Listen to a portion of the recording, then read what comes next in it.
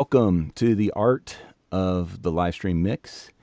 And I'm pretty excited this evening. This was very much an impromptu discussion that Paul and I had talked about. So, we got to get together and talk about this because Paul is one of these guys who is a member of the Atlanta sound community here and a friend of mine. And I've got to know Paul over better the last couple years or so. And he's one of these guys right now that's just pretty busy. And it's just, we've kind of joked around in the background. Well, Paul's the only guy working right now in the sound community in Atlanta, with what's going on. But the truth is that we're seeing this huge spike in streaming, and it's just incredible to me.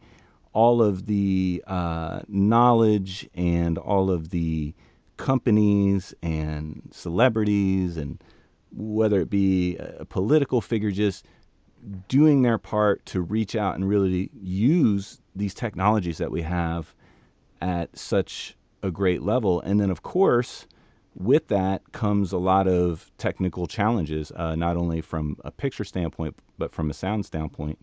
So Paul has been busy doing a lot of this live work at a professional level, and I will let him speak to that. And we're going to be talking about some of the technology and the gear and just the nuances, especially of doing this kind of work, which I think is essential right now to businesses wanting to stay in touch with their customers and us socially, just even in the sound community, from the Zoom groups that they are arranged in LA and have been doing online with several mixers just on talking about the craft. And today DPA did an event with my friend Whit Norris here in Atlanta, and just all of the incredible live resources. So I want to give Paul a proper introduction here. So Paul is a production sound mixer and playback operator here in Atlanta, Georgia. And he has a degree in audio production and technology from Middle Tennessee State University. And Paul has mixed a variety of independent short and feature films and has worked on a playback operator on some union higher level TV shows and movies in town, and captured a number of multicam shoots with stand-up comedy, specials to live stream events. And I'd like to welcome Paul Katzman here to the stream. Paul, how are you? Yeah. Hey, Mike. I'm well. Thanks for having me. And for the record, I'm one of two members of the local sound community still working right now. I think it's just down to me and Greg Crawford. Yeah, so I'm not the only one. Yeah, I had heard Greg was working on some posts on some films right now.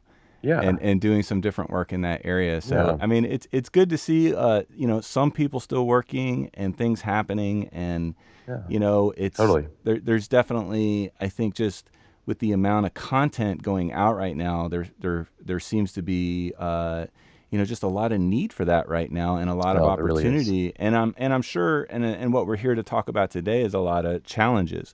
So Paul, where are you right now? What are we looking at? Yeah. So behind me, kind of shelf full of crap, I'm at the Encyclomedia Studio in Candler Park. I'm a tenant here. My production company is a tenant here. And aside from being a place that a lot of media professionals like myself are based out of, and a place to store gear and prep for jobs and stuff like that, there's also a really great video studio here with a grid and a white cyc and a green cyc and that kind of stuff. So it's been also a great location for us to do live streaming work out of. Yeah, and Encyclomedia is like an Atlanta staple here. Oh, yeah. And I was starting to tell you a story, and I actually, Bert and I want to hear the story. Yeah, Bert and Lance Holland, who are the owners of Encyclomedia in the building, and in their production company there, were the first guys to ever give me a corporate sound gig. And that was in 2006. And I just, and I can't believe that's 14 years ago. And I remember thinking at that time I had done some indies and some, I was really finding my way in production sound. And I remember working with these guys, and they had these beta cams with these VU meters, and I was using an FP33 Electro 185s. And in my biggest memory of the whole shoot, besides being worried that I messed up the feed to camera at one point, was the free food. And I was like, wait, you can get fed free food and paid to do this job? So yeah, and also I believe they had the mixer there, right? That's right. This year or last year, I was kind of the tenant that connected, but in years past, it's been Jake Slaney, another member of the Atlanta Sound community, has also been a tenant here at points in times. And yeah, I mean, it's also a great, on top of everything I said, it's a great party space. Yeah. Indoor, outdoor, a bunch of rooms, TVs, everything. It's great. It's a good spot. And Paul, let's dig right into what we're here to talk about today, which is, the art of live streaming audio. And I'm sure there's some specific challenges to that. And I want to start off with what I think is an important question, and something that is that, with social distancing and, all the companies, political figures, and, celebrities, what have you, doing all this live streaming, how does this affect your work right now? Like we're right in the heat of, what's going on with the pandemic, and the, you got a social distance 6 foot and essential business. It's like, how are you guys handling this right now? Just from a communication standpoint and actually being on set, are they coming to you? Like, what's the typical status quo? That's a good question. I mean, the first answer I think I've seen thrown about the internet a lot in our world is the solution for the pandemic we're facing is to do booms instead of lavs. I'm wearing a lav right now, but that's because I mic myself. And the primary work that we've been doing is a single talent, an executive for a medical related company. I don't know if they want me to name them on the internet, so I won't. But she comes herself. Frequently, she does not have a makeup artist. Sometimes she does, but when that happens, her makeup artist is wearing gloves and a mask. But usually she comes by herself. And so the only people on set are myself, a camera operator, and our talent. And we managed to be able to stay far away from her. Like I mentioned, I don't mic her. I just do a boom. Typically, she needs an IFB earpiece, but that I, wear gloves, wipe it down, put it somewhere for her. I don't touch it. We kind of able to maintain that physical distance, which luckily working with somebody that works in the medical field, she's particularly aware of and tries to maintain that practice. And it's helpful to have somebody else reinforcing it externally as well. Because it's so easy to think we're not used to working in these conditions. It's very easy to start to go up to someone and be like, oh, wait, no, I need to stay 6 feet. Yeah, that's right. Duh. So it helps to have somebody that is also thinking about that and, reinforcing that behavior for sure. Yeah, and you had mentioned that you're using earpieces or earwigs to actually, and are you guys with so it's not only the capture of that you're doing, are you also handling the communications to talent as well from a sound standpoint? Yeah, well, it's somewhat for communication from production to the talent. I mean, despite the fact that we're in the same room, we are kind of far away, so it's easy to kind of just, look over the console and, hey, hand signals or whatever. But it's primarily, in our case, the majority of the live streaming work that we're doing is actually a multi-person kind of, a conference or a roundtable discussion or something like that. So our talent really needs to hear, our moderators or other panelists or people on the stream asking questions. So there's that kind of already two-way communication going on that we need to facilitate.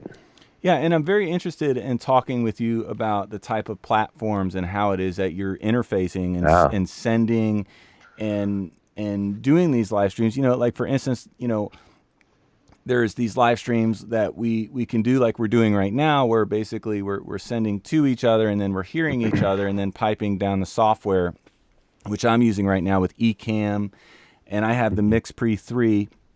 So we should definitely get into that and talk about that. But is speaking of microphones, and you had mentioned that you're not using lavs right now, and obviously that makes a lot of sense because it's, I'd imagine, very difficult to, they would probably have to mic themselves in order to, if you were forced to use a lav.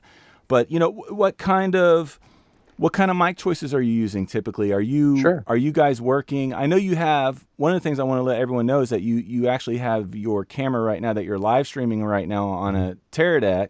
You're wireless, and you're actually going to show us some of your space.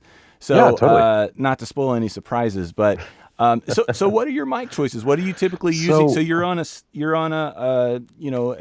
cyc wall and in a stage. What are you typically using? Well, and to add to that too is I could have this talent mic themselves, and this is somebody who's used to making media appearances, probably perfectly capable of doing that. But then I have to think, okay, now they've removed this from themselves, and now I need to go handle it with gloves, and I need to go disinfect it, and then maybe I need to do the whole process over again later that day or the next day or something. It kind of just like, it can kind of get away from you if you have to do it a lot. So a boom makes a lot of sense. In this case, I'm typically using a MKH50, a Sennheiser MKH50.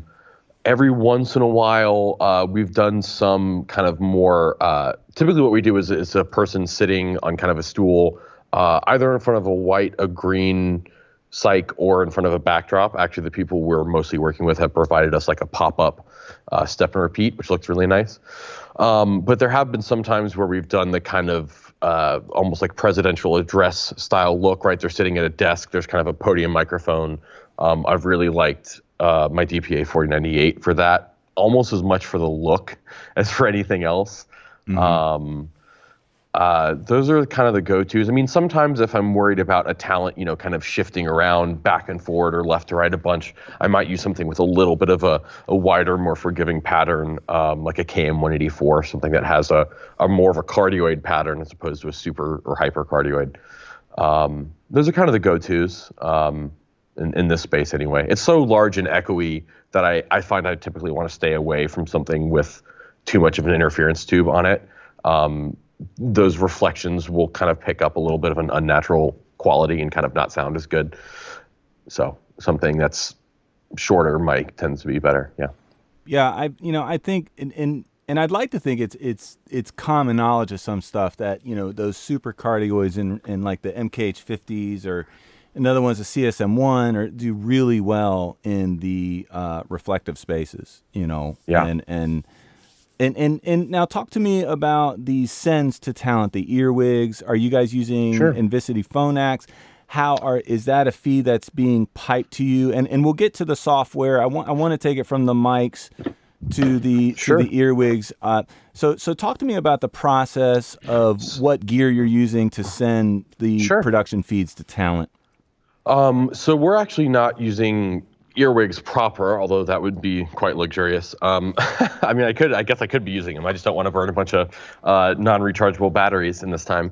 I'm actually using Sennheiser G3 IEMs. I have multiple transmitters. I got one of the receivers here.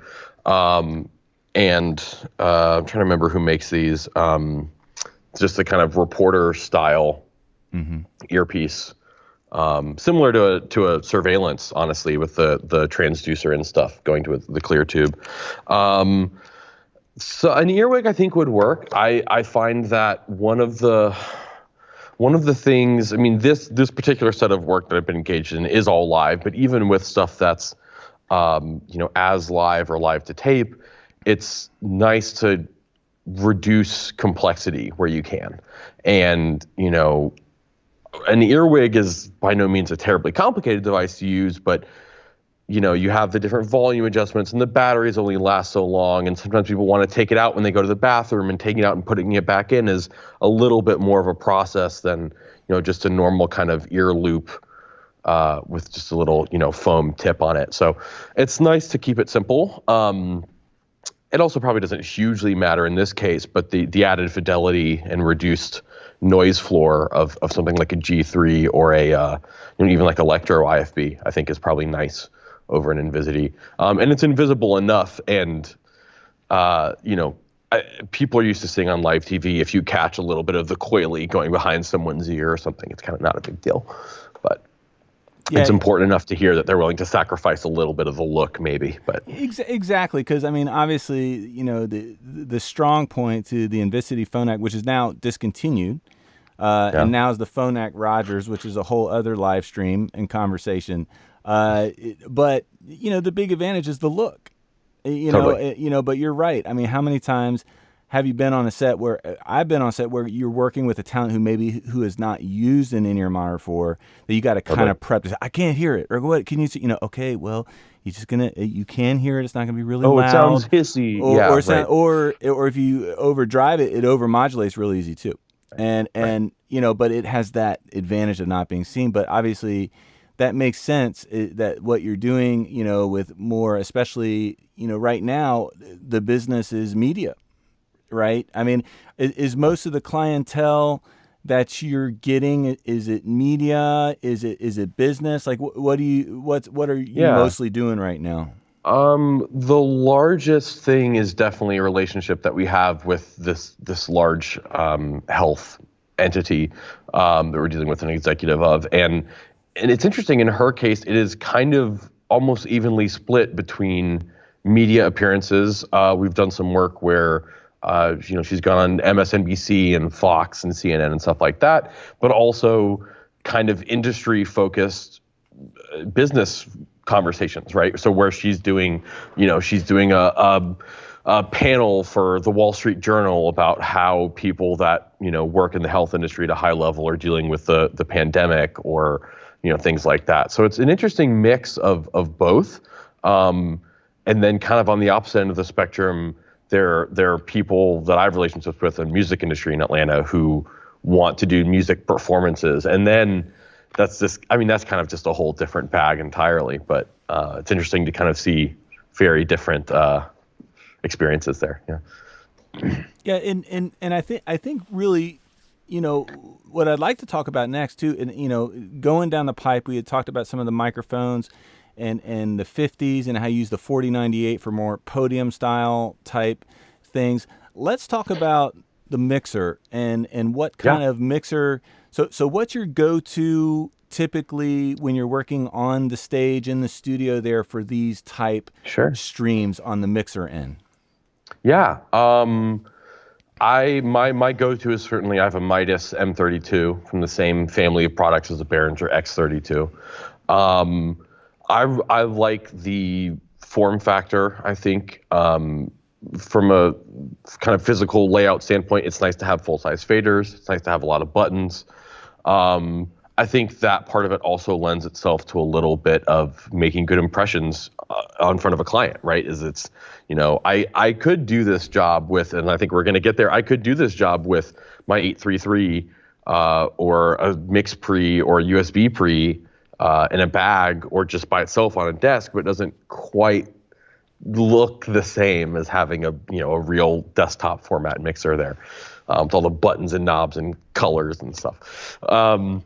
But that's kind of my go-to. But like I said, I've done this kind of thing with as little as a 633 or an 833 for sure. So yeah, it's I have to laugh because you bring to mind the memory of, like, in my days working in the studio business, it's like, how big is your console? Yeah. And how many flashing lights do you have? How many channels do you guys have? Yeah. So you're right that, I mean, appearance does make a difference, and but also you had spoke to keeping things simple and the importance of doing that. So your camera is wireless, right? Yeah. Paul's got a lot of cool tools here because this is what he's doing. So can you show us the board and talk a little bit? And if I'm asking too much, Paul, just please tell me. But can you show us the board and talk about your input stage and also your output stage? And what I'd like to expand upon is how you're getting the production feed from the the news source to send into your board to the talent via the IFB. Yeah, absolutely. So trying to be as stabilized as I can here. Forgive my camera operation skills. I'm not a member of camera department. So this is the M32. Up here, actually, like I said, I don't use it very much because we're mostly doing a boom, but I have Electrosonics 411 receiving me right now. This next channel next to it is my boom input. Basically, I have the M32 by default is kind of split into inputs and outputs, or inputs and buses. But because it's a digital console driven by layers and motorized faders, obviously you can configure it to be whatever you want. I'll leave it set up on buses for now. But so what I have is I have two channels, a lav and a boom. Again, I'm typically just using the boom. I have two channels here that are inputs from my interface with the computer is a Sound Devices USB pre. Let's see if the camera will autofocus. Yeah, there we go. It's a little dark, but you get the idea. USB pre 2, which is kind of one of the forerunner devices to the Mix Pre series. It's a really great, simple little device. 2 channels in, 2 channels out, USB, no drivers required on Mac OS. Again, just very simple and straightforward. I also really love that while I'm doing my best to gain stage correctly, it has really good Sound Devices preamps on the input with analog limiters that are transformer balanced. So not only does it sound good, but if all hell breaks loose, there's very low chance that I can clip it. So I have my 2 output channels from my USB pre on the next 2 channels. I could get away with just one, but I have them both there and linked. This is our input from, in our case, it's Skype, but that could be, from Zoom or Skype or any other web conferencing program. I left these next 2 channels blank just for my own sanity. And then over here, I actually have a really key feature of any live stream that I find is the ability to have a return feed. So let's say this conversation we're having now is an example of that. What I would do professionally is I would have another device, a phone, a laptop, an iPad, whatever, also logged into the Skype call. And I would have its audio over 1/8 inch to RCA. This board has some auxiliary RCA inputs on these 2 faders. And so what I can do sitting at the consoles, I can switch from listening to my mix of what I'm sending to you or what I'm sending to my talent or my return all the way through the system. And that's really helpful for not just live stuff, but live stuff where you start involving computers and all kinds of weird software processing. I've had somebody freak out on a live production and say, oh, I can't, this and that is garbled, or I can't hear this person. And if I'm only listening to what I send them, I have no way to really know what the problem is that they're hearing, that they're describing to me, unless I can listen to it. So having a return all the way through the system from another device is really, really useful. Yeah, and that is really wise, Paul. And I'd imagine that the quality of that feed is very dependent also on the speed or your broadband speed of the source, and also what you guys send. Now, do you guys have, I'd imagine, Absolutely, a pretty powerful internet there at the studio? There is. There's a good quality. I think it's like, business class Comcast connection here. And that's great. It's good to have, a high quality connection. But kind of speaking to another point is that's, I don't know if I have a really good shot of it because it's kind of dark over here, but this other device under the USB pre is actually something I posted about in the group last week, which is a device that's called a J-Box, which is effectively a portable router that can take multiple inputs, different internet connection inputs, and spit them out to a computer. I rented it from True Audio in town, really useful device for live streaming. And the idea is that it's a backup internet connection. So you rent it from True or any other dealer of choice, and it actually comes with let's see if I can get that out here. Yeah, if you could show the that to router us, yeah. also takes USB. And so this is an AT&T cell modem, effectively, that speaks USB, and the router uses this device for its connection. It's very dark here, yeah. So having whether it's something like this and, a J-Box from a dealer like True, or whether it's being able to tether to a phone, or whether it's, having some other Wi-Fi connection you can use, having a backup plan for an internet connection has been something that has just totally saved my butt before. Sure. Now, does this J-Box actually have the ability to supplement the feed, or is it designed as a just in case the internet drops out or gets slow, or how does that work? So there's kind of multiple ways you can use it. Typically what I'll do is if we're doing a live stream from somebody else's location, and yes, they promised us that we'll have a hardwired feed of unknown quality. Sometimes we get there and we have it and the feed sucks. Sometimes we get there and, our IT guy actually wasn't here today, so can you just use Wi-Fi? If it's as much for going into an unknown environment and just having a totally separate option as it is a backup. One really cool feature of this router, this Cradle Point router that True rents it with, is the ability to have it do what's called failover, which is you can feed this router both a hardwired connection or more than one, and a Wi-Fi connection, and one or more USB cell modem connections. And you prioritize which connection you want, and it can automatically drop to any other connection if something fails. So there's different ways to kind of deploy that sort of solution, but it's getting a little bit outside of my purview of sound department, but kind of all technology related things relating to a stream. Having some sort of backup plan is just so crucial, for sure. Yeah, I'd imagine. I mean, just the nature of the live stream in itself is, the most important element, and I can imagine, is that things continue to work. That, right. It's obviously the first level of what you're doing with the routing on the mixer, including, your return feeds that allow you to know what's actually happening on the return end from the mix, USB pre, which is actually sending back the production feed that you send to talent. Is that correct? That's right. And that's actually, you can see on this view now, the yellow channels that say remote 1 and remote 2, those are both actually your feed coming back out of the USB pre into the board. Yeah. And let's let's talk about some of the platforms, Paul, that, because you when we were talking earlier, you had mentioned, that there's other platforms, you don't have to have the Behringer console to do this sort of, routing, because at the end of the day, we're talking about 6 channels. We're talking about and even potentially fewer. I mean, we could be talking about as little as, 1 channel of mic and 2 channels of music out of somebody's phone or something, Yeah, and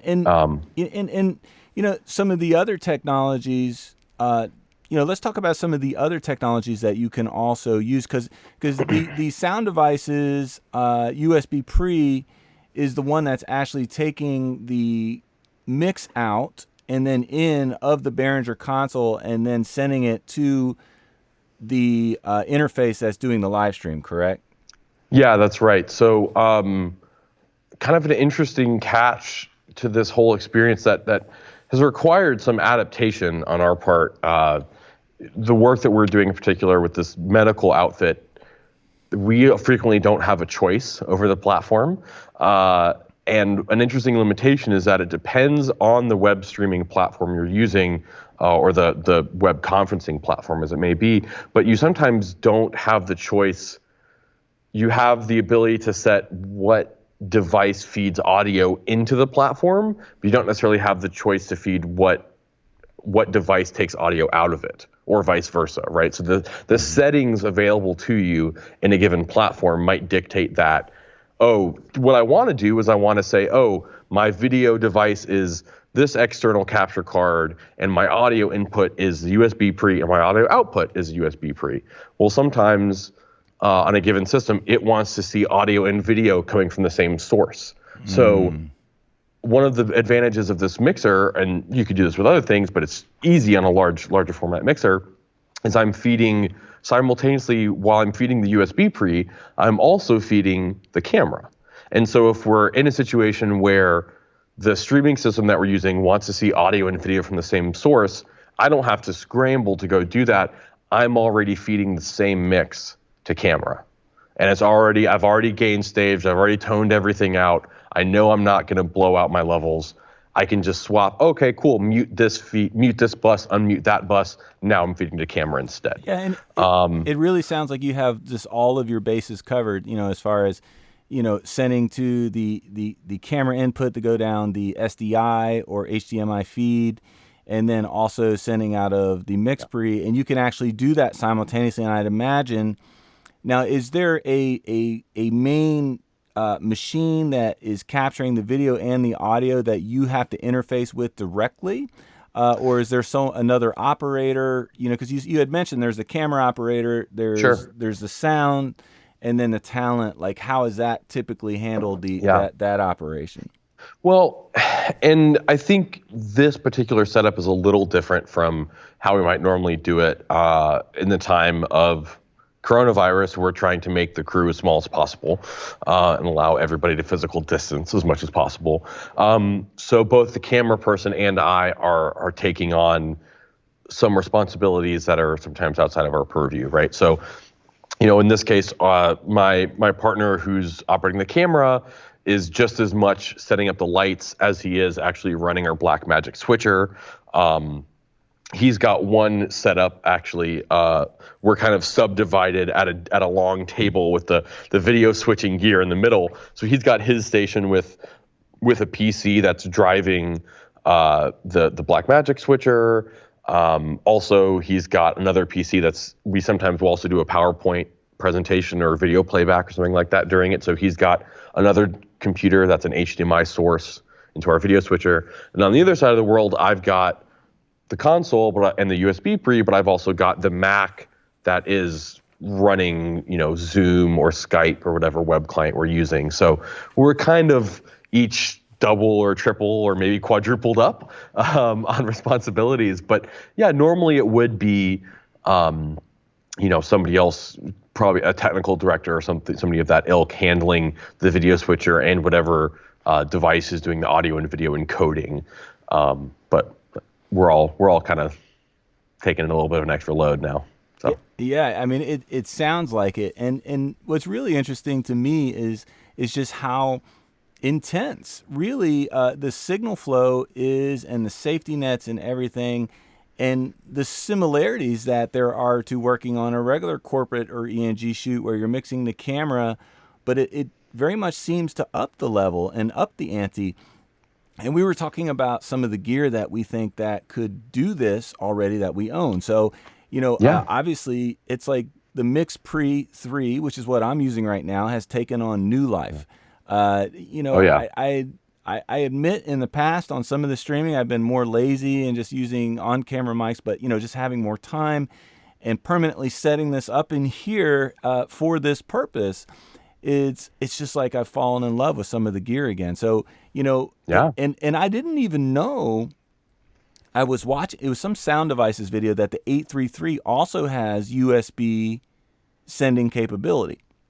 That's right. Is that correct, Paul? It does. And that's something I've experimented with using. I mean, I think you bring up a larger point that is really, I think, valuable to discuss, is that, we're talking about, this big board and all this stuff. You can do a lot of this with less equipment and simpler equipment. Absolutely. And, there's a lot of different ways to crack this nut, so to speak. But the 833 does a great job of that. You use its USB-C port, and it shows up as a 2-input, 2-output interface. I believe driverless with macOS. I don't know if you need a driver on Windows or not, but it's great. I mean, I think that's something I can take away from this, is that we all have so many tools already at our disposal that can kind of pull double duty for this, And we were also talking about Dante, that this is a huge use for Dante right now. So the X3 owners, both you and I are both Kantar people now. I think you had the Kantar Mini, right, Paul? Yeah. So I don't have Dante yet, or whatever. But yes, I mean, every person that has any Dante device can very easily be a multi-channel input and output sound card on Mac OS or Windows or Linux. It's really quite easy to do. And Paul, Yeah. and this is a question that I just, and I want to get your opinion on this. Is just considering what we're going through right now, and just this halt of production work, and just this state. How important do you think that this trend and this amount of energy and things that we're doing with streaming and stuff is just going to fizzle out, or do you think this is going to be maybe something Yeah. that is this a launching point for these type of workflows? Is there going to be more opportunities, in your opinion, moving forward for, bag mixers and stuff? Who are they going to need to be thinking that, oh, when I show up to this gig, we could also be streaming, and this is a reality that I need to be ready for? I think so. I mean, I think it'll still continue to be a little bit of kind of a different category of job. There's a lot of overlap with, right? Where there's, something I've experienced over the last several years is that for a lot of people, live streaming is still like kind of almost a novelty. And I think now there's so much kind of mass exposure that there will be increased demand for it, for sure, but it'll still kind of need to be a little bit of a separate job. I mean, I think there will be a lot of things will go back to normal to a large extent, right? And I imagine that'll take a lot of time. But I think people are going to probably be nervous to travel for a while, right? And you'll see a lot of big conferences and conventions where maybe used to have 5, 10, 15,000 people at a convention center about insert random corporate topic here. That's all going to be virtual for the next who knows how long, right? And so, in an interesting sense, is those kinds of jobs that might have been an opportunity for, some large AV contractor or, a hotel or something like that, now turn into, well, all of those 10 high-level speakers, each one of them wants to do a good quality live stream presentation from their house or from some video studio in the town where they live. We've been doing this stuff for, I guess, a month now almost, and every time without fail that we show up on one of these conferences, somebody looks at us and goes, "Wow, she looks really good. She's not just in her living room." Like, yeah, that's great. And I think there is an increased awareness of production value in that sense, right? As you look at TV and you see, people live on major news networks on an iPhone in their bedroom or in their living room or something. And it's like there's, in a way that these kinds of jobs I think have been a little bit invisible to people, is now there are lots of folks outside of the production world who understand the value of live production in a real way now. Yeah, and you really bring up some excellent points with that, Paul, especially the the revving up period. It's not like it's an off-on switch, and Totally. there might be people who are afraid to travel, so no, I'm just going to do it as a live stream here or just whatever. And then and just the amount of technical awareness that's happening or surrounding a live stream, like, oh wow, we can't hear the audio, or it sounds echoey, or we need to call a sound person for this job. And this, and because at right now, and I think that's why this conversation is so fascinating with you, Paul, and what we're doing is that this is their only connection. This is it. This is the only way, with that you can practice the rules and stay safe and still do this sort of thing. So Paul, so we're stacking up some questions here. Oh, and, yeah. And I want to take some time to just kind of get through some of these and give it time to some of our viewers here. And then that's great. That means we've got people watching. yeah, we got it. We got a few people here, and thank you everyone for being here. And so Carlos Ronsoni says hello. Hey Carlos, thank you for being here. And Paul, I'll read the questions here so you can actually know what they are, and I'm putting them up on the screen, and then we'll take them through one at a time. And Alejandro Reyes says, "Hi, Michael." Hey, Alejandro, thank you for being here. And he said, "Hi, Michael, only, Paul, before I brought you on the camera." So I'm sure he meant he's a regular on the channel here. Alejandro, it's great to see you. Thanks for being here. And then we've got Remick Tech Media. Says, "Hi from Australia." Hey, Remick Tech, thanks for being here. And thanks for tuning in. And some of these questions get answered. So thank you guys for so Remick Tech Media says, "Curious, what mic are you using at the moment?" Well, Paul, I'll let you answer first. What microphone are you using? At the moment, I'm wearing a DPA 6060 into Electrosonics SM. I thought it sounded good. Yeah. Yeah, I mean, so you can barely even see it. Even on a tie clip, it's still small. Well, yeah, I mean, and it also you had mentioned that the space is reflective. I've actually worked in that studio before, at least a half a dozen times, probably like every sound guy here in Atlanta. Yeah, and I do remember it being a little reflective, but not too bad. It's not awful. But it's not. Yeah, it still sounds good. But totally. But those lavs do really well in reflective. Yeah. Or noisy environments, especially. Yeah. Yeah, totally. I have a room that I do a lot of filming in for this channel that is in bad need of some treatment that I can only get away with lavs in. Unfortunately, I hate it because I want to use some of my nicer mics, but I can't. So Remick, thanks having a big absorptive surface up against the lav helps a lot in an echoey space for sure. I didn't even answer the question that he had. This is an AKG C414B ULS. Oh, that's the good one. And I didn't even know. And Paul, I'm ashamed to admit, it sat in my mic closet for years. Oh man, because this is not a mic you use in production sound very often. So the channel brought it back to life. So, and I did a lot, and I tested a few microphones, and the viewers decided which one was the final, and I ignored the responses I didn't like. I mean, there's something to be said for a large diaphragm condenser mic on a human voice. Yeah. Yeah, and Hub Location Sound is here. Hey guys, thank you for being here. Guys, check out his channel. He's another. There's not a lot of production sound channels here on YouTube, and this is one definitely that's worth checking out. So check him out. Thanks for being here and saying hello.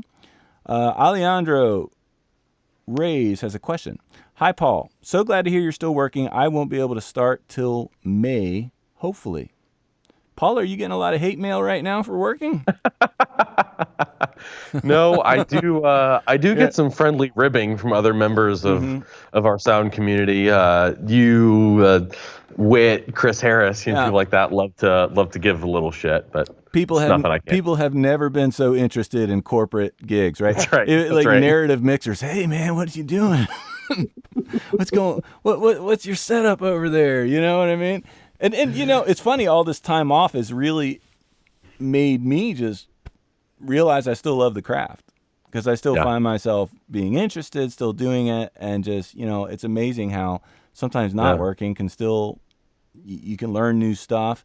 And, you were talking earlier also about just the, importance of expanding your skill set, and that, there could be some spillover into some of this stuff for different applications. And I did a Weathering the Storm with Glenn True stream a couple weeks back, and he said one of the biggest things to remember with his 50-year sound carear, I don't know if it's 50 years, but I know it's 40s. You might have aged him a little, dude but worked on Hee Haw. No, he worked on Hee Haw, bro.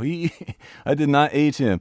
He said, don't box yourself in, And I love that. I mean, it's easy. I'm a narrative mixer. You know what I mean? I've fallen into that.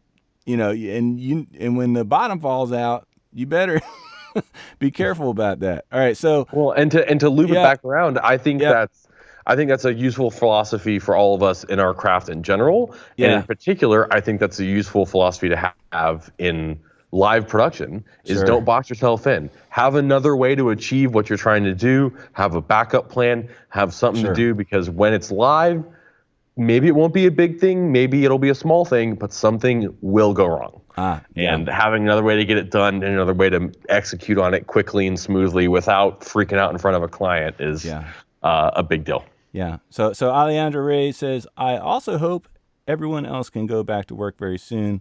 Alejandro, I hear you, and I think we will. I hope so. And I think, one of the real benefits of this time is just learning. I'm learning my X3 right now. I pulled it out of my sound cart, and I'm really starting to get used to it. And, it wasn't doing any good in that big cart. So it's a good time to learn new stuff. Absolutely. Yeah. So, okay. So Remy Tech says, hi, he is using the C414. Carlos said that. Carlos knows his microphones. Oh, but could he tell that it was a BULS because of the grill color? That's the real question. I'll let him answer that question. I'll let him answer. Chris Van Brackle is here. He says, hey, dudes. Hey, Chris. Thanks for joining, man. Great to hear from you. I hope all is doing good for you on your end, sir. I'm trying to... Oh, I lost my place. Oh, here we go. Alarm Clock Films. I like that name. That's a good channel name. Did Chris have a question, or was he just saying hi? We'll see. We'll still give him a chance if he's still here to ask a question. Chris, you should stump Paul. That would only be appropriate. So Alarm Clock Films, what mixer is that? I think he was talking about what mixer. Paul, just remind us again. Sure. What mixer? So the big one we were looking at is a Midas M32. It's actually an M32R, which is the narrower style that's made to fit inside of a rack. It's just part of the Behringer X32 family of products, which are all really awesome, cost-effective, really, really flexible digital mixers. Yeah, absolutely. There's a number of guys in town who either do or have run an M32 in front of a Pix or a 970 for a narrative location setup. It's a great device. I think the only thing I can really fault it about is that it's AC powered only. It'd be really nice if there was some DC mod for it, but sure. I wonder, is there an inverter or something you can use for that? I think that's typically what people do. But you need a battery distro and a battery system that can put out high amperage DC, because it's probably and it's Dante too, right? It has an option card slot. An option card for Dante. And there's a Dante module. I have a Dante module in mine as well, which is another great thing about this device, and kind of speaking to flexibility and multi-purposing things. If I use this device for something live where I might want to multi-track it, I can add pretty easily, a Pix device via Dante or Dante to a computer, or both for redundancy. But there's something to be said for those of you out there who have, a Kantar or an 888 or a Scorpio. That device via Dante allows you to very flexibly pipe audio in between an interface and a computer and record very easily, all in one device. Yeah, I mean, I think a lot of it's easy to get fixed into that, like, well, what controller goes with this, mixer recorder? But the truth is that, well, at a certain point, anyone you want, and then Dante is, like you had mentioned, a very powerful routing tool in itself. Absolutely. And so Hub Location Sound says Midas M32, and is that the same, Paul, as what you're doing? So Behringer very confusingly has like 90 different versions of this product. So I think they make an M32. I think this is the R, or maybe it's the M32 Live, but the idea is that it's the live, 16 fader version. I think the big M32 is like a 24 fader version, if I'm thinking right. I think it's a 16 input, 8 output. I mean, of course you can make the faders do whatever you want, but it's set up in larger banks. I think it's a good bit wider. Yeah, so here's a question from Hub Location Sound for you, Paul. Paul, are you supporting phoners in this type of work? If so, what is your method of interfacing mix, minuses, etc.? Totally. Yeah, largely in the work that we're doing, we're the phoners, which makes things easy because I generate a mix minus for our ears and for what we're sending out to the USB pre. Doing a mix minus is with any mixer recorder, whether it's an M32 or a Sound Devices 8 series or anything like that. Doing a mix minus is pretty easy as long as you have the outputs for it. If I were to do phoners in here, I've got the extra I/O on the board for it. I'd interface with the phone maybe via Bluetooth or via another USB audio interface with another computer would probably be a good way to do that. Again, if I'm already using my USB pre in one place, I'd pull up my 833 and connect it to another laptop, and new mix minus goes to that device with this other person on Skype or FaceTime or whatever. Having some way to do it. And Paul, I love what you're saying about all the different gear, because some people on the channel, we have a mix of pros, and then we also have some people who are just learning as well, and even some students on the channel. But one thing that's apparent about you, as I hear you talk about the possible workflows, is that your knowledge of signal flow is very good, and I think it's evident that really that's a key component in this, is really understanding routing, gain staging. Absolutely. And because once you can get a handle on that, you can pretty much do anything. Yeah. The gear becomes secondary. Yeah, it does. I think, I could, the job I'm doing now, I could get it done with a Mackie 1604 and, a first gen USB pre if I needed to. Mm-hmm. It's just about knowing what the capabilities are of your gear and like you said, it's signal flow and routing and just getting it all there. Yeah. And then Remick Tech Media says, thanks, guys. Thank you, Remick Tech, for being here. Oh, Aaron Cujo, Cooley. What's going on, Cujo? Thanks for being here, buddy. Cujo, another excellent mixer in our Atlanta community here. And another M32 user. And a Dante aficionado. That's right. Oh, yeah. He's got gear that I know he's not talking about constantly. Oh, yeah. Yes. Oh, yeah. And I tried to prod him for it, and it never works. One day we'll get him on here. We will discover your secrets, Cujo. Hey, thanks for being here, buddy. Okay, so Beto, hopefully I'm pronouncing that right, Cabral. Good stuff, guys. Beto, or Beto, thank you for being here and saying hello. Corp Hicks. Why do I feel like this is John Hicks? It says Corp Hicks. It's probably not. We have a friend named John Hicks. But Corp Hicks, he's got a cool picture of a husky on his profile. It says, you guys sound great. Thank you, Corp. I hope we can at least do that correctly. As long as we sound better than we look, that's great. It doesn't matter. Yes. Yes. Thanks for being here. And thanks for the comment. Alarm Clock Film says, thoughts on using a MixPre 10.2 as a USB audio interface for live sound? Paul? Yeah. I think for live streaming, it's a pretty great fit. I mean, funny enough, just I think with the 8 series being the newer Sound Devices products is, if I remember right, you can actually do more channels of USB audio with a MixPre device than you can with an 8 series device for the time being. So it's a pretty great fit in that regard. I think if I were to do live streaming work with a MixPre device and not another mixer as well, I would probably look into one of the control surface options, one of the MIDI control surfaces, one of the Korg, or the Icon. I guess the Icon isn't supported yet on the MixPre line, is it? But you would assume that's coming. Mm-hmm.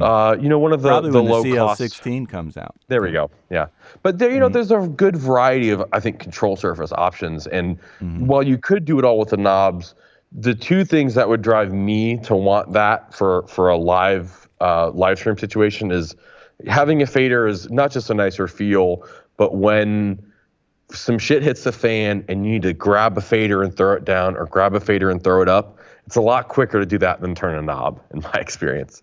And then the other thing too is that frees you up to have dedicated trim and fader controls. if you're using a fader surface for your faders, you can then use the knobs on the front of the mix pre for trim, and I think that would be pretty valuable in my mind. But it's a great device. Yeah, that and that's some really excellent feedback on that too, Paul. And you're I was thinking the Mix Pre 3, you can do 6 USB out to the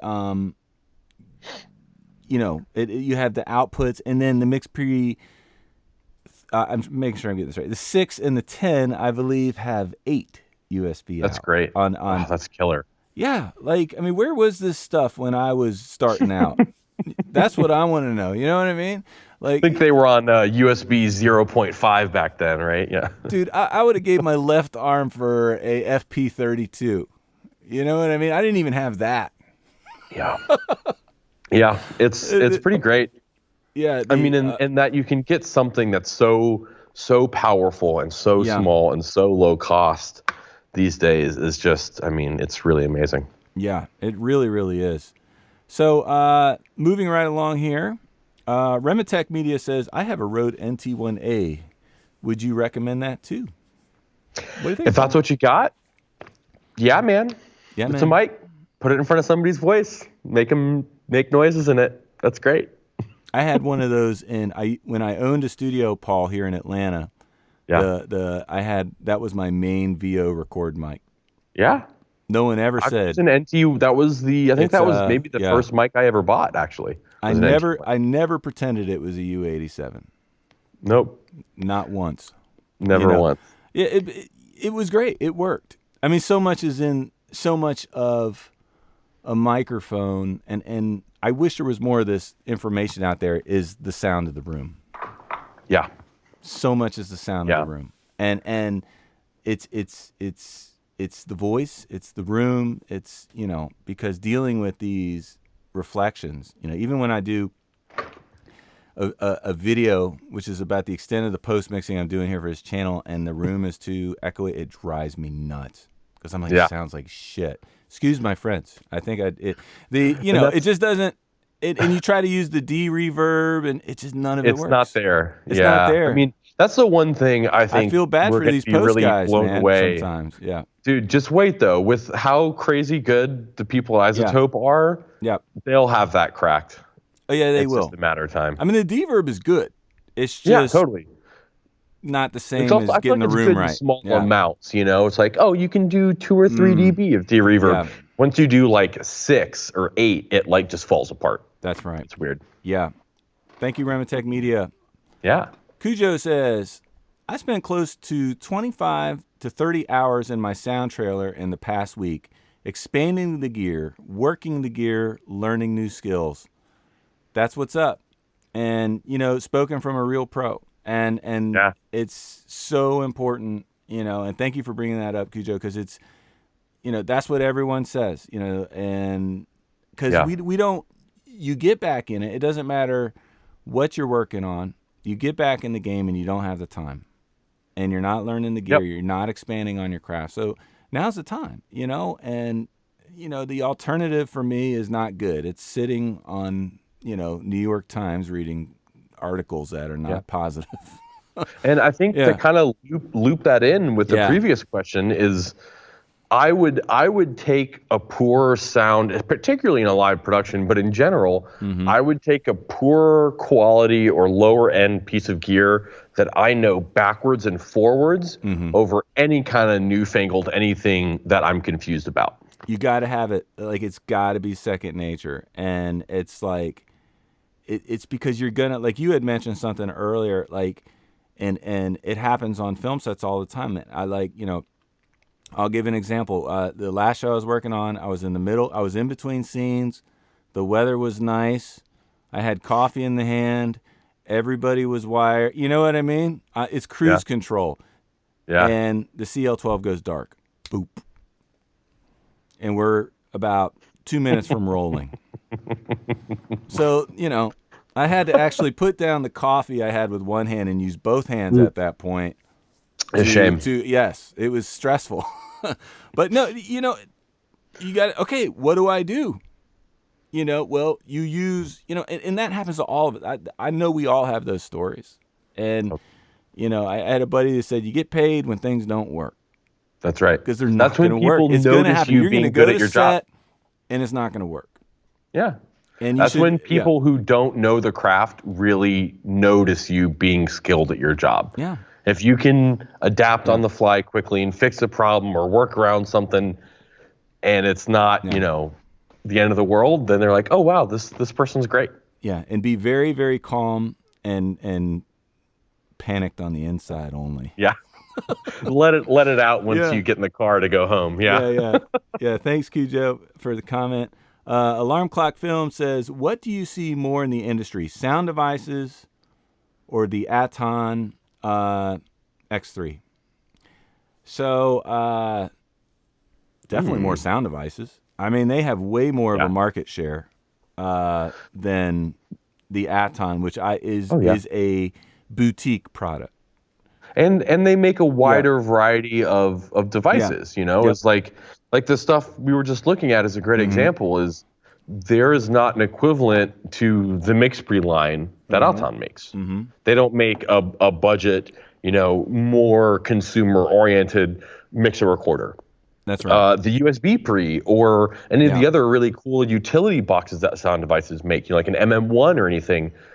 Aton doesn't make those kind of, more limited use case utility devices in the same way. They make killer stuff, but just things. it's those are two powerful names in the recorder industry, and of course Zaxcom is another industry leader, and I'd say those are probably the big three.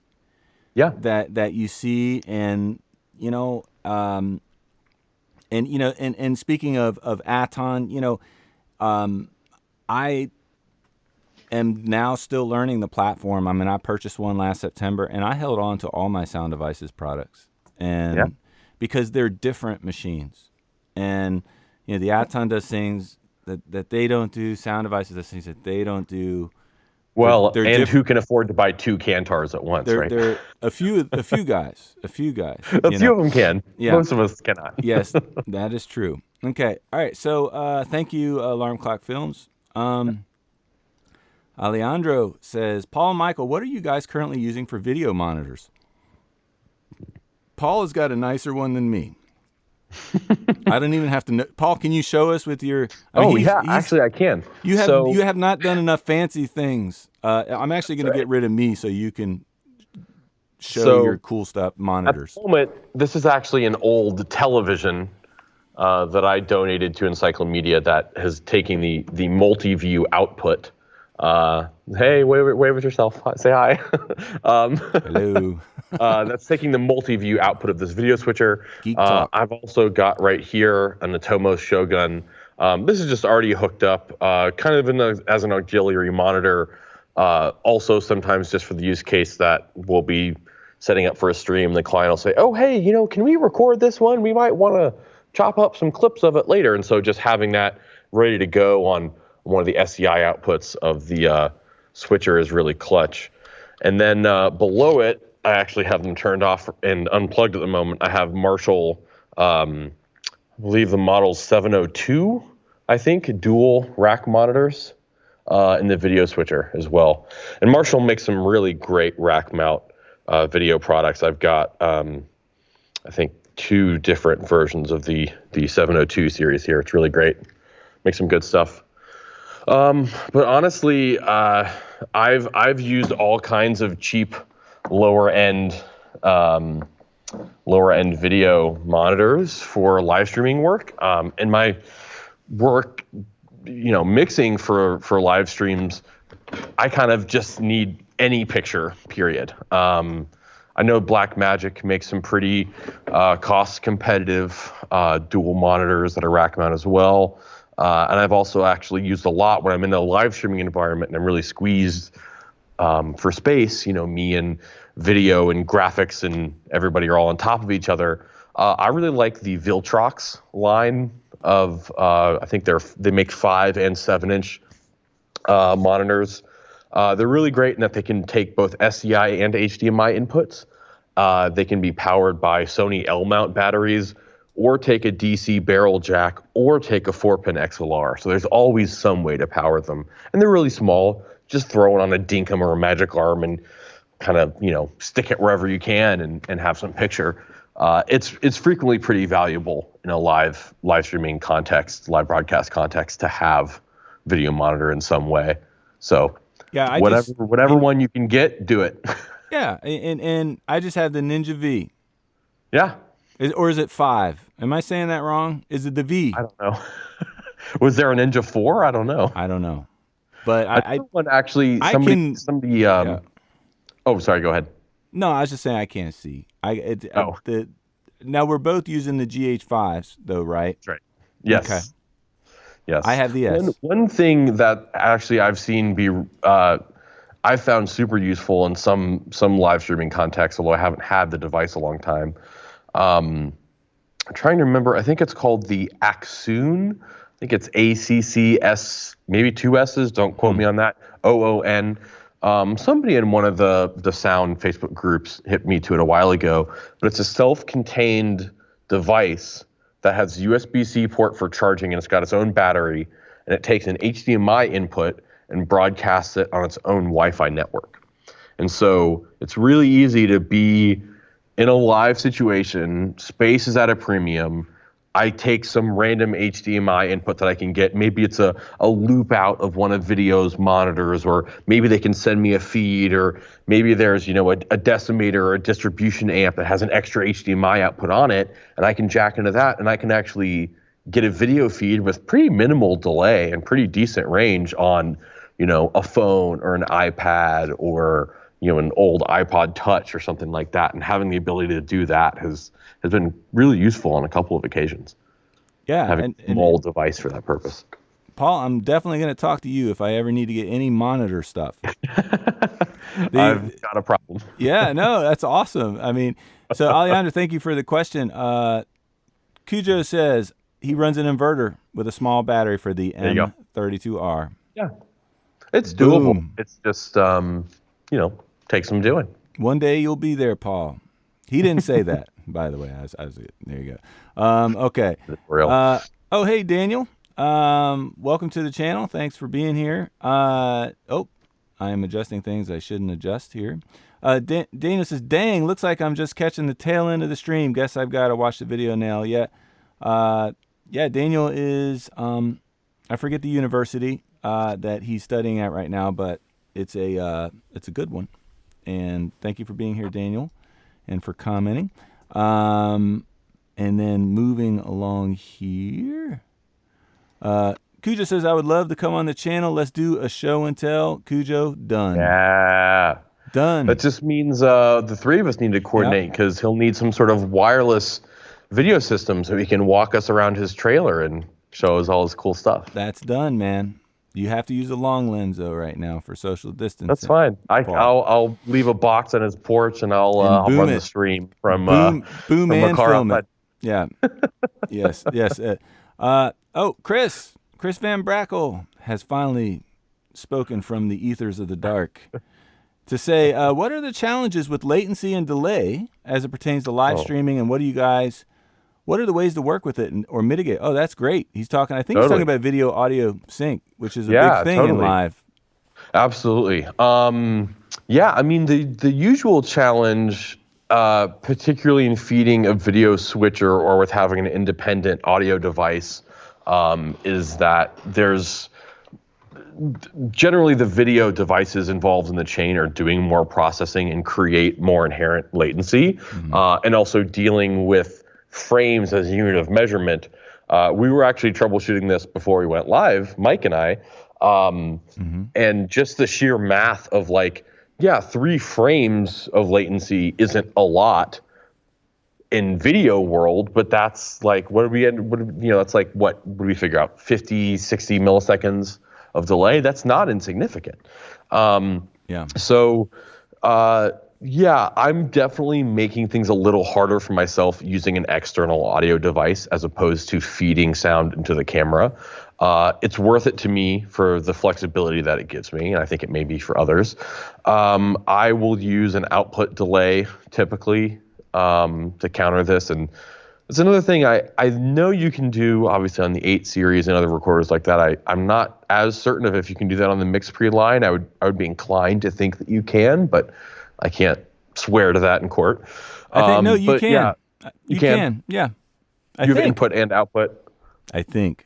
Maybe not. We'll investigate that after this. But I had to do mine on Ecamm because there's a delay.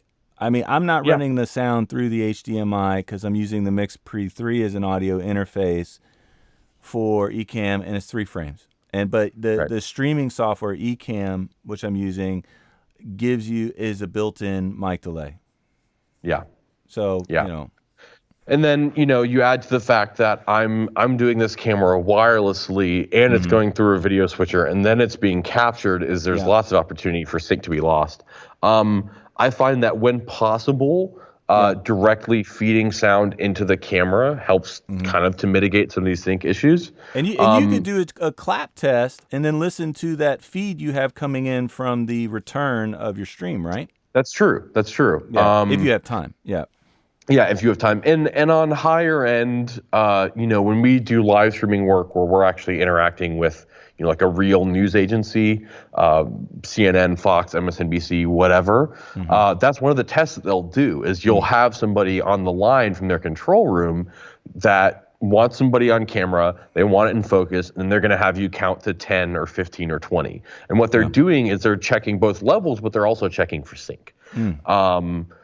The other thing that I've experienced is even if you get it dead nuts on your end, which is a phrase I love, I stole from Cujo.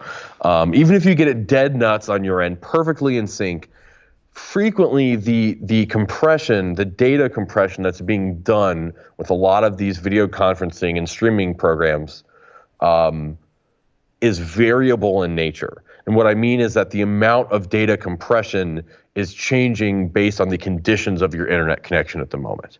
And so that inherent variable data compression frequently results in losing sync and sometimes even kind of this wavering of sync of maybe things will be a little ahead or then a little behind, and it just kind of, it's very easy for a lot of these systems to just throw it all out of whack. My advice is to, do the best you can on your end, and just at some point, it's in the cloud and it's out of your hands and there's nothing more you can do, right? Good question though. Definitely, Chris. Yeah, Thank you for that. Yeah. Absolutely. And next question is from Remick Tech Media. He asked, what are your thoughts on the Rodecaster PRO with firmware 2 feeding into the Blackmagic ATEM Mini Pro? The Rodecaster is a really, really, really, really, really awesome device. I love it. I've used it. If we weren't in quarantine right now, I'd probably buy one. I've used them for podcasts. I've used them for video podcasts. I've used them for live streams. The one caveat to that device is that you don't have multiple independent outputs. And what I mean is that you don't have multiple outputs that you can create a different mix to feed. You do have multiple headphone outs, and with proper gain staging and the right adapters, you can use those headphone outs to feed something else. But typically the way, as I understand it, it works on that device is your headphone outputs are all receiving the same mix. That's a little limiting. That said, the mic preamps sound great. The automatic mix minus creation via 3.5 millimeter TRRS or via a Bluetooth connection is awesome. The built-in recorder works great. The update they added, you'd appreciate this, Mike. It's a really cool device, and one of the things that they did, maybe it was in the version 2 update, is it not only has a built-in micro SD card for recording, but it also has a USB-C port. And it will not only feed all, I think it's 14 channels, it's 4 mic preamps and 2 channels of Bluetooth and 2 channels of phone and 2 channels of the sample pad. That's 16. I don't know. Maybe it's even 18 channels, but it'll feed all of your inputs and your mix over USB to a computer. So you can redundantly record. You can record on a micro SD and in a DAW, but it actually shows up to your computer as 2 different audio devices. So you can have one audio device dumping everything into Pro Tools. The other audio device is 2 in, 2 out. So you can have the same device that you're hosting a record on can also be dialing in a Skype or a FaceTime call and automatically generating a mix minus between the computer and the Rode, and then also all feeding all of that back into your DAW of choice. It's a really cool device, and now I've gotten totally off track. I mean, I'm going to need more quarantine time to explore this. It's a really cool mixer, recorder, podcasting thing. I think the real caveat to using it with an A10 Mini Pro, which I'm very curious about, and I can't wait to get one. I pre-ordered one just because it's the kind of toy I would love to play with right now. The main caveat to the A10 Mini Pro, as I see it, is that you don't have not only full-size connectors for audio I/O, but that, as I understand it, I think they can be set to a line level setting. My gut instinct, until I have one in my hands and I can test it, is that it can't take a very hot signal. So you have to be very careful with gain staging on your way into it. I would suggest, if you're going to use those two devices together, that you look at a way to feed one of your cameras out of the XLR outputs of the Rodecaster. I think that will probably get you better results. I mean, maybe I'll be surprised, and Blackmagic has really got a great audio input stage in that little device, but for its size and for its low cost and the fact that it's got 3.5mm jacks, I would be inclined to think it's probably not a very robust analog audio input stage, and that an average decent quality camera would probably have a better one. But check back with me in however long until my pre-order shows up, and I'll let you know. Yeah. And he also goes on to say that he's currently planning on using a MixPre 6.2 in the A10 Mini Pro. Cool. And he doesn't have that yet, as far as that's concerned. And to me, it seems that the MixPre 6.2 would be more flexible. Not that the Rodecaster Pro isn't a great product, but it seems to be very specific on what it does. But that's my limited knowledge. Yeah, I mean, it depends. I think what you're doing is, I of course neglected the fact that the Rodecaster can be a USB audio interface, so you may not have to feed audio into the ATEM at all. It depends on what video software you're using and how you're capturing or streaming, whether you can have separate audio and video devices. My guess would be that the MixPre would probably have maybe better sounding preamps, maybe lower noise, maybe a little higher fidelity. Personally, I would value the analog limiters on the MixPre input stage. But if you're doing stuff where you have remote guests, the automatic mix minus function of the Rodecaster is really, really cool and is really hard to beat. It's very useful. Yeah, and he also says, Remake Tech Media says, just another thought, can SD Mix Assist work well for live streaming to improve the multi-mic setup? Yeah, totally. I mean, if you if you have multiple talent on your end that you're streaming, what you can't really effectively use it to do is, if you're on a multi-person, Zoom or Skype call or something, they have their own auto mix algorithm going on, right? They're not only choosing whose video is highlighted at the moment, but they're also doing their own auto mix algorithm. I happen to think it's not a very good auto mix algorithm typically, but they don't have the expertise of Sound Devices or Dan Dugan to craft a really good algorithm. If you have multiple people on your end, yeah, absolutely. Yeah. I mean, I think in general, I probably wouldn't want to auto mix between my local source of my person on camera and my remote source, because of the inherent delay. It's already easy for people to easily step on each other with a delay involved and stuff like this. I imagine the auto mix might not really help a bunch and just lead to people getting more confused about who's talking when. But you could certainly use, and that's a good point, like to not use that, how that delay could cause an issue, Paul.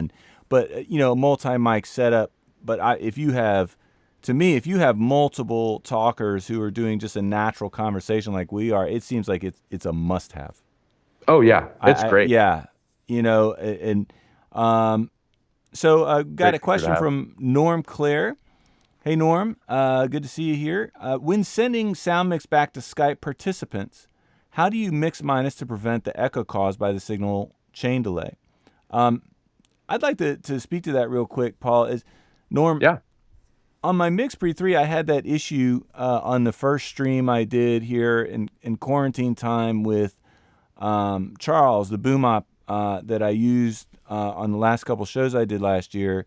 And, it's routing inside of the audio interface, basically. So on this particular setup, I'm hearing Paul, but Paul's not being sent back out USB, only I am being sent USB, if that makes any sense. So it's just the routing, but if I engage Paul's, what I'm hearing back down the line like I accidentally did, yeah, a lot of people start commenting really quick about it not working well. Yeah, great question. Yeah. Any comments on that, Paul? When I sending mean, sound mix back you to really Skype? said Yeah. it. I'm doing the same thing. All I'm feeding into Skype is my signal and not yours. Yeah. Great question, There you have it. Norm. It's just it brought up trauma, so I had to jump in on it because it's an easy mistake to make, and it's kind of fun though, because there's no, what I love about the streaming setups is there's no like right way. It's not like you do this preset and then you're done. It's really Totally. you just have to think about input, output, delays, and it's sound stuff. Yeah. It's fun. So the Cujo says, never panic when the gear drops. Nobody knows what we do until we aren't doing it. That's right. Yeah, that's true. I love it. Thank you, Cujo. Okay, Alejandro Reyes says, and this is our last question, I think, Paul. Cool. Alejandro Reyes, Michael and Paul, what's your opinion on WizzyCom Wireless? Have either of you had a chance to work with them? Also, I might consider getting the A10s. Well, that sounds like a two-part conversation. The WizzyCom Wireless, I believe, also has a strong digital line, and because the A10 is obviously also digital. WizzyCom is all analog for the time being. Really? Wait a minute. No. I thought they had and I could be wrong, but I thought they had a digital IFB system. As I understand it, their IFB system, you're talking about the thing that WID has. That's analog. Oh, okay. Not only is it analog, it's digital. 250 milliwatts of transmission power, which is, I don't even know if you're actually able to do that in the US. Actually, you are. So, like, to clarify that, so, like, if you are a Part 74 licensed user, which I am, you can transmit 250 milliwatts. Oh, right. It was a digital transmission scheme. I have not yet seen I'm sorry. A digital transmission product that does 250 mil. Maybe it's not necessary. Maybe there's engineering constraints to that effect. I don't really know, but I see. The WizZy stuff is all analog.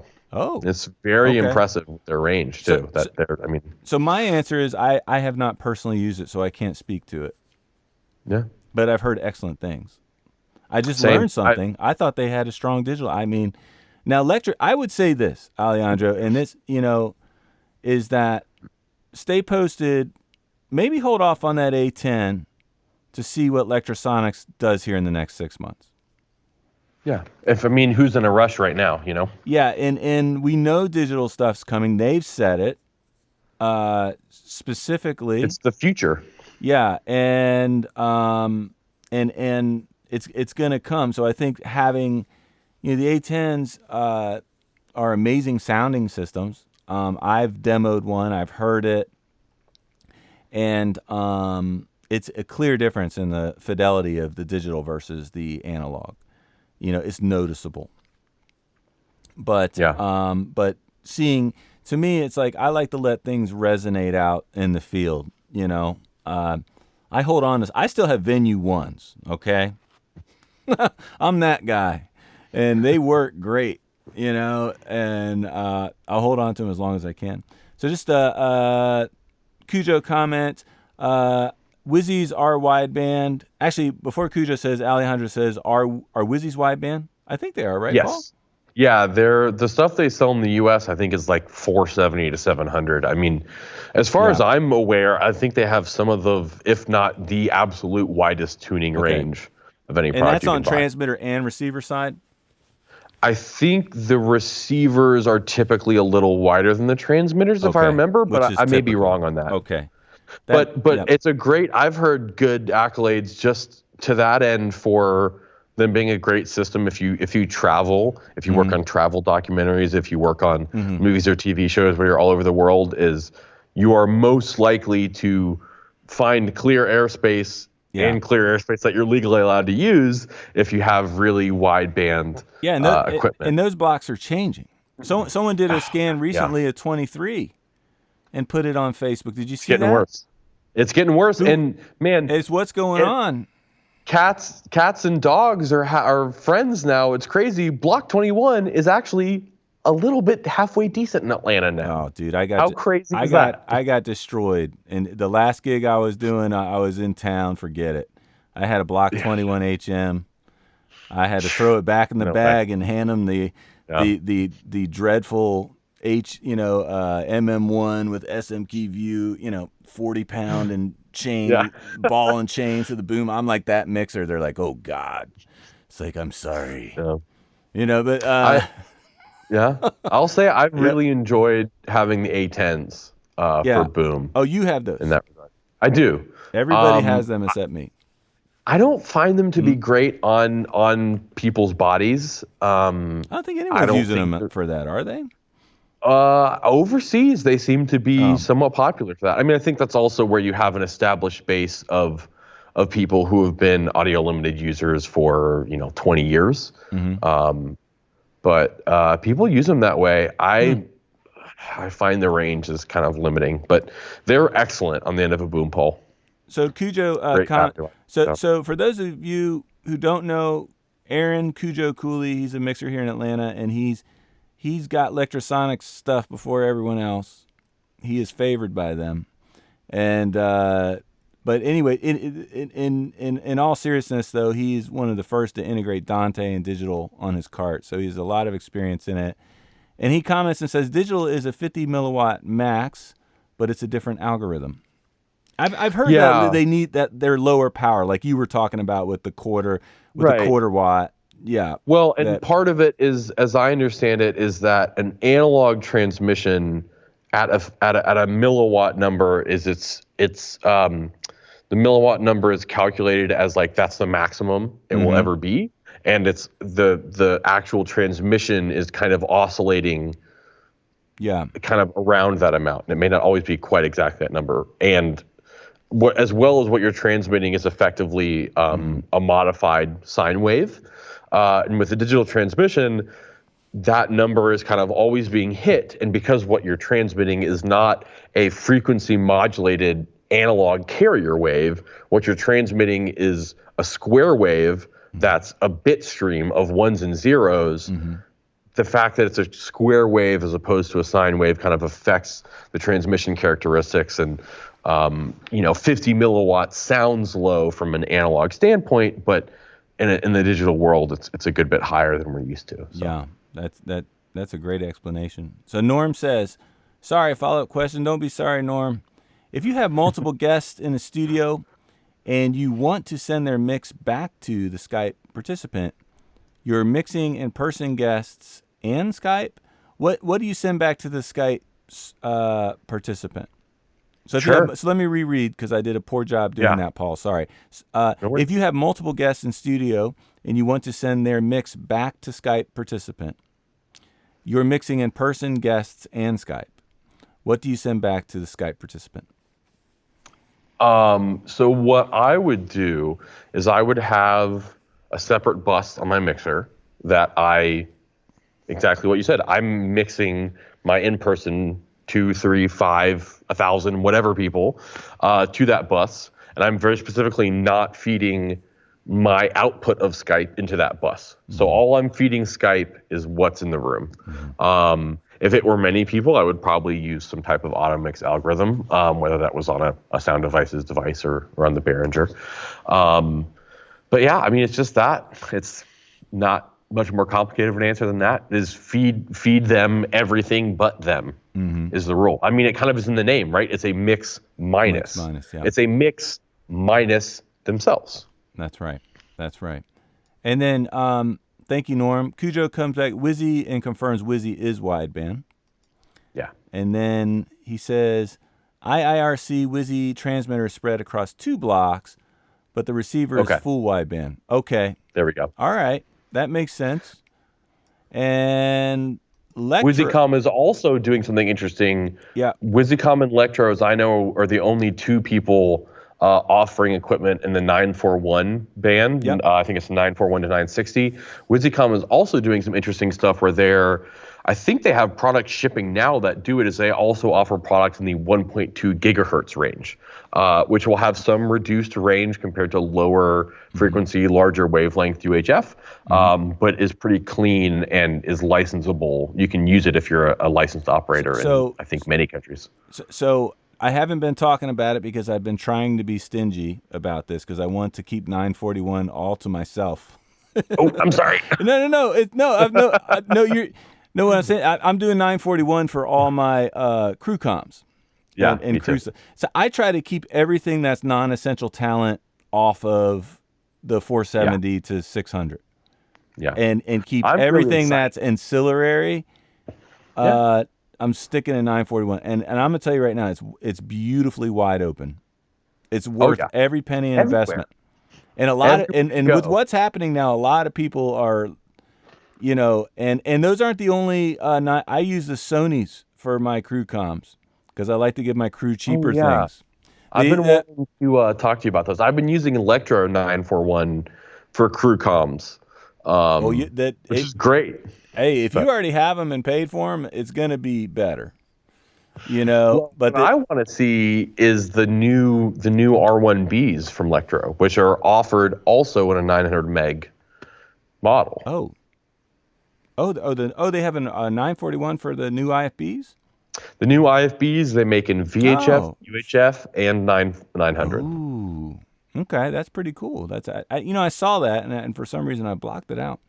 Because I would love to shift everything, whether it's director feedback or anybody else, just get everything out of talent range. Oh, amen. Hey, there's limited room. Talent counts are higher. You got to use the full spectrum. And don't forget, I would love to see some digital technologies in the guard bands in 600. Yeah. I know it's limited to 10. There's a piece for licensed users, Part 74 license. There's a piece for just anyone can use, and it's limited to 10 milliwatts. Is that right? I think it maybe even is 20 or something, 20? but lower than we're used to, for sure. I think we'll see stuff there, too. I agree. I'm excited to see. Maybe there are design constraints that are above my understanding, but I wonder why we haven't seen digital equipment in VHF range. Yeah. Well, places where, you need a larger antenna, but we've got really good antenna designs these days where we're able to miniaturize things a lot more effectively than we were, 30 years ago when people were designing VHF radios. I don't know. The range is great. There's nothing down there. It's legal in most countries. I think there's an argument for it, but I don't know. So Cujo is letting us know Electro's full wideband on transmitter and receiver. Now, I'm guessing that's going to be for the new coming digital stuff. And for the digital stuff that's out, for the DBU DBU. Yeah, what am I thinking? Jeez. The rack receiver. Yeah. Okay, yeah, but even exactly. Then, I will note with a caveat that they are 470 to 608, where the Wizzy stuff you can buy goes all the way up to 700. Okay. So the Wizzy stuff will allow you to operate in the guard bands and the duplex gap and stuff like that. But can it do at the transmission power? That's just between you and the FCC, I suppose. Okay. I don't know. I got you. So Cujo says Zascom uses wideish, and their blocks are wider than single block Electro. And because let's not forget about their options too. They have some excellent options as well. Zascom. So Alejandro says my friend Jacob is using the A10s as body packs, and I also think Curtis Judd uses them as well. I would. I mean, I'd love it. To me, they're too big for a body I pack. agree. I'd also be afraid they would break. They're pretty robustly made, I'll Okay. say. They are a metal body. Yeah. To our viewers' question, my perspective is if you can get a deal on them, if you Yeah. can find some used or Mm-hmm. B stock or something like that, yeah, man, go for it. But Yeah. I think you're right, Mike. I think we are on the cusp of, New stuff. there's this Wizicom 4-channel receiver that Yeah. a photo pops up on Facebook every 2 or 3 weeks. You know what I mean? And we're on the cusp of the real penultimate evolution of analog stuff and all these new generations of digital stuff. We were talking before the broadcast started about the new digital stuff that Shure is doing with the Axeat digital line. I mean, there is really, really cool stuff happening in digital radios. I think it's only going to get better. And right now, with nobody working, we can all kind of afford to wait. Oh yeah, absolutely. And Norm says, "Thanks, guys, much appreciated." Cujo says 941 is the best kept secret. Shh, don't tell anyone. You can cut that out, right? Cujo, Oh shit, it's live. Yeah. The good news, Cujo, is I think we've got 13 people here now, so Yeah. we're in good shape, man. So Hub Location Sound says, interesting. I heard of some negative experience with users of the 941 systems, and I have two Hub Location Sound. I mean, it's I think that just the higher the frequency, usually the less ability it has to travel through surfaces. I think that's the shorter why, the wavelength is, yeah, the the less wavelength, it yeah. penetrates well. But for me, my use is crew comms. So a little bit of interruption here or there is not a big deal, and I can operate that. What's critical is talent wireless and stuff like that. But yeah, And I will say I have used them on talent in kind of more of a documentary setting. Maybe I'm less, I'm like right on set. You know what I mean? I'm not, half a stage length away with shark fins or something. Yeah. And I found them to perform quite good. Yeah. But it's all situational. Yeah. It's just what's your use case and That's right. what's your needs. That's right. And Hub Location Sound says Zaxcom is 512 to 612. That's right. They, as I remember, the models were always a model name or 0.5, 614. He says, and that was the 500 megahertz range, and then there was the 600 megahertz range, and obviously they're probably not selling the 600 megahertz range models in the U.S. anymore. But yeah. Well, Paul, I just want to say thank you for being on the channel. This has been a great conversation. I really enjoyed having you on, and just and I appreciate you sharing with us, what you have going on right now in your craft, and just digging into the detail of some of the challenges that you're doing with live streams. Yeah, thanks for having me, Mike. This has been really fun. I've really enjoyed this. Yeah, this is great. It's been great. And also thank you everyone for being here and all of your questions and participating. And if you have more questions or comments, feel free and put them below. And I think we're going to sign off now. Cool. So thank you, everyone, and we'll look forward to seeing you soon. Thanks.